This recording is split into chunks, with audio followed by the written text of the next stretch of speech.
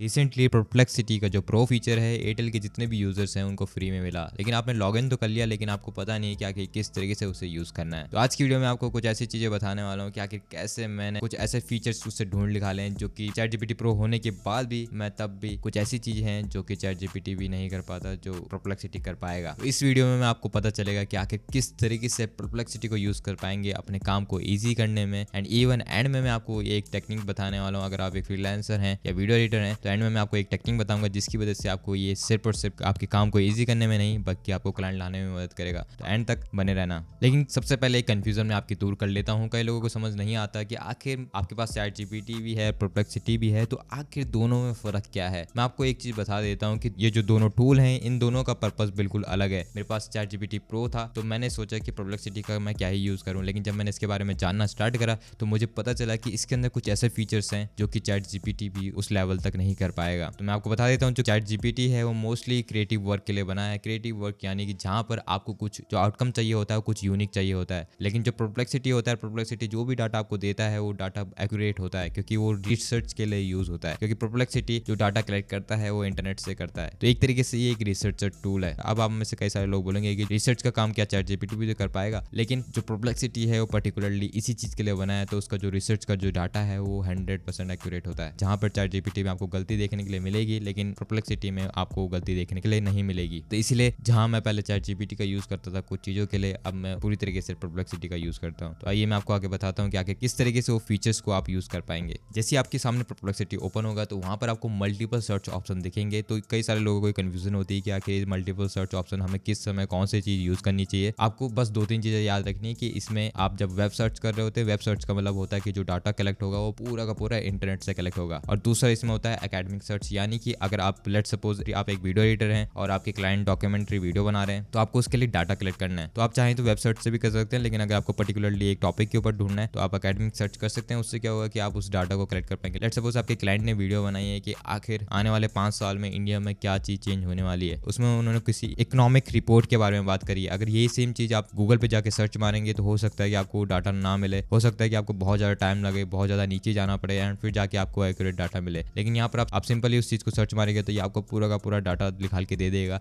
And even ये आपको नीचे आपको एक समराइज वर्जन भी दे देगा कि आखिर इस डाटा के अंदर क्या चीज होने वाली है। और जो इसका डाटा कलेक्ट करने का फीचर है ये बहुत बढ़िया है, क्योंकि रिसेंटली अभी हमें एक प्रॉब्लम आई थी। हम अपने क्लाइंट की एक वीडियो एडिट कर रहे थे, क्लाइंट रियल एस्टेट का था एंड उसने उसमें किसी सिटीज के बारे में बात करी थी। उस सिटी में कोई ऐसा इवेंट था जो कि बहुत इंपॉर्टेंट हुआ था एंड वो हमें वीडियो में शो करना था। अब क्या हुआ कि उस चीज का मटेरियल मांगना एंड जो चीज उसमें बोली गई है उस चीज के बारे में हमें उनसे फिर से अगर मांगने गए तो हमारा गलत इंप्रेशन पड़ता है। ऐसा लगता है कि इनको अपने काम के बारे में पता नहीं है। तो वहां पर जब मैंने इसका यूज करा तो मेरा पूरा जो रिजल्ट आया वो बहुत बेहतरीन आया, क्योंकि यहाँ पर जहां हम अगर गूगल पे जब उस वर्ड को सर्च कर रहे थे, क्योंकि वो एक कल्चरल इवेंट था जो कि हर जगह पे होता है, लेकिन हमें पर्टिकुलरली उस लोकेशन के बारे में जानना था। तो जब हम इंटरनेट पे सर्च मार रहे थे तो इंटरनेट पे बहुत सारी चीजें आ रही थी, हमें पता नहीं चल पा रहा था कि कौन सी ऐसी चीज है जो कि हमें इस वीडियो में शो करनी है। लेकिन जैसे ही हमने परप्लेक्सिटी का यूज करा उसमें बताया, हमने उसे पूरा ब्रीफ दिया, हमने उसे ये बताया कि आखिर हमारा क्लाइंट इस जगह का है एंड इस जगह के बारे में बात कर रहा है। तो उसने हमें पूरा डाटा निकाल के दे दिया। इवन उसने हमें यूट्यूब की वीडियो निकाल के दे दी कि आखिर कहाँ से आप वो वीडियो का यूज कर पाएंगे अपनी वीडियो में। तो अगर यही सेम चीज अगर मैं गूगल से करने जाता तो पहली बात तो मैं गूगल से ये डाटा निकाल नहीं पाता, क्योंकि बहुत ज्यादा कंफ्यूजन होती, मुझे जरूर ना जरूर अपने क्लाइंट की मदद लेनी पड़ती। लेकिन अगर मैं तब भी अगर मेरे को नॉलेज होती मैं गूगल के पास जाता तो 2 से 3 घंटे मुझे बस रिसर्च करने में लग जाते एंड वही काम सिर्फ यहाँ 10 मिनट में हो चुका है। अब ये मैंने आपको इसके फीचर्स तो बता दिए, लेकिन आखिर इसे यूज किस तरीके से करना है वो बता देता हूँ। तो सबसे पहले आपको परप्लेक्सिटी में एक फीचर मिलता है जो कि फोल्डर का फीचर। आखिर ये क्यों इंपॉर्टेंट था वो मैं आपको बता देता हूँ। जब आप कोई भी चैट या कोई भी रिसर्च कर रहे होते हैं, अगर आपको एक रिसर्च है जो कि बहुत लंबी चलने वाली, लेट्स सपोज आप एक क्लाइंट के लिए काम करते हैं, एक क्लाइंट के लिए एडिट करते हैं, आपको पता है कि इसकी थीम क्या है, इसकी जरूरत क्या है, तो आप बार बार उसको रीजनरेट नहीं करेंगे, बार बार उसको समझाएंगे नहीं कि आखिर मेरा क्लाइंट ये है वो है।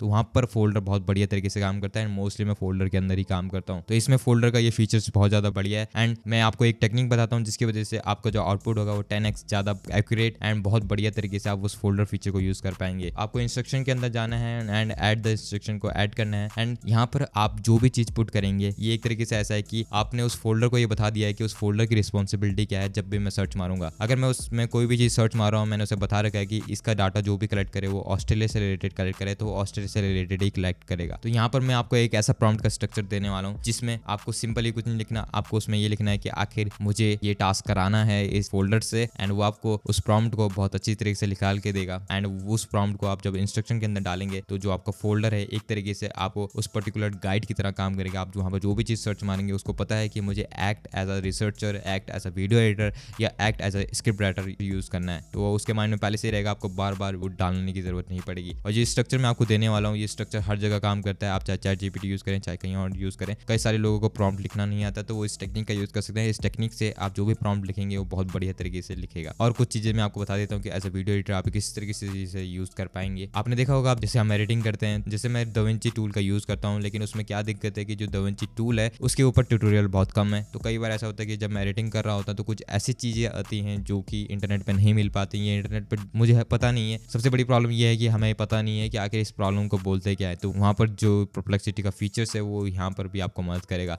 आपको परप्लेक्सिटी को बताना है कि आखिर मैं DaVinci का यूज़ कर रहा हूँ एंड मुझे ये प्रॉब्लम आ रही है। तो उसके बाद वो आपको पूरी डाटा निकाल के देगा एंड इवन आपको सारी यूट्यूब से वीडियो दिखालेगा जिन जिन क्रिएटर ने उसके ऊपर वीडियो बनाई है। आप सोचिए कि किसी ने 20 मिनट की वीडियो बनाई है, किसी ने 10 मिनट की, किसी ने 50 मिनट की, किसी ने 5 मिनट की। ये पूरे डाटा को कलेक्ट करेगा एंड उसके हिसाब से आपकी प्रॉब्लम के हिसाब से एक छोटा सा सॉल्यूशन आपको दे देगा एंड वहाँ से ये आपके काम को और ईजी कर देगा। ये जितनी भी चीज़ें मैंने आपको बताई ये चीज़ें आप गूगल पे सर्च मार के, ये यूट्यूब पे सर्च मार के आप ये सारी चीज़ें कर पाएंगे। लेकिन दिक्कत क्या है कि अगर आप ये खुद से करने जाएंगे तो इसमें बहुत ज़्यादा टाइम लगेगा। आप मान के चलिए परप्लेक्सिटी आपका एज अ रिसर्चर काम करेगा। आपने बस उसे एक टास्क दिया, आपके लिए वो सर्च मार के लाएगा, आपके लिए वो डाटा कलेक्ट करके लाएगा एंड आपकी ज़रूरत के हिसाब से आपके सामने रख देगा। लेट सपोज आपके सामने 100 पेजेस हैं, उसमें से सिर्फ 2 पेज हैं जो कि आपके काम के। तो परप्लेक्सिटी आपका ये काम करेगा कि वो 2 पेज आपके सामने रखेगा, बाकी जितने भी 98 पेजेस हैं उन सबको आपको दिखाएगा नहीं। तो वीडियो का एंड आ चुका है। तो यहाँ पर जो सीक्रेट टेक्निक मैंने अभी यूज़ करा है क्लाइंट ढूंढने की, वो मैं आपको बता देता हूँ। जैसे कि मैंने आपको बोला कि आखिर परप्लेक्सिटी जो भी डाटा कलेक्ट करता है वो पूरा का पूरा गूगल से उठाता है, पूरा का पूरा स्क्रैप करता है गूगल से। तो यहाँ पर आखिर हम किस तरीके से उसका एडवांटेज उठा सकते हैं मैं आपको बता देता हूँ। आपको इसको इस तरीके से यूज़ करना है कि लेट सपोज आप कोई क्लाइंट फाइंड करना चाहते हैं किसी ऑस्ट्रेलिया का या US का। अगर आप इसमें ये सर्च मारेंगे कि आखिर top 50 finance creator in Australia, तो ये आपको उसकी लिस्ट बना के दे देगा। इवन अगर आप इसे बोलेंगे कि मुझे इंस्टाग्राम का, मुझे उसका लिंक्डइन, मुझे उनकी वेबसाइट, वो भी सब मेरे को एक डाटा बना के दे दो, तो ये वो भी करके दे देगा। अब आप में से कई सारे लोग बोलेंगे कि अरे ये तो बढ़िया है, यहाँ से सीधा URL ओपन करो एंड उनको ढूंढ लो। नहीं नहीं नहीं नहीं, ये नहीं, इसके अंदर की जो चीज़ है वो मैं आपको बताता हूँ। इसमें ही आप जब कभी भी रिसर्च कर रहे होते हैं तो साइड में एक आइकन होता है जिसमें आपको ये बताता है कि आखिर ये सोर्स कहाँ से है। तो आखिर ये सोर्स का जो बटन है ये किस तरीके से हमारे लिए एक एडवांटेज है। यहाँ पर जैसे आप क्लिक करेंगे आपको पता चल जाएगा कि इसने डाटा कहाँ से कलेक्ट करा है। तो आपको ये पता चल जाएगा कि जैसे आप उस वेबसाइट को ओपन करेंगे तो आपको पता चलेगा कि अच्छा जितने भी क्रिएटर्स हैं वो इस वेबसाइट से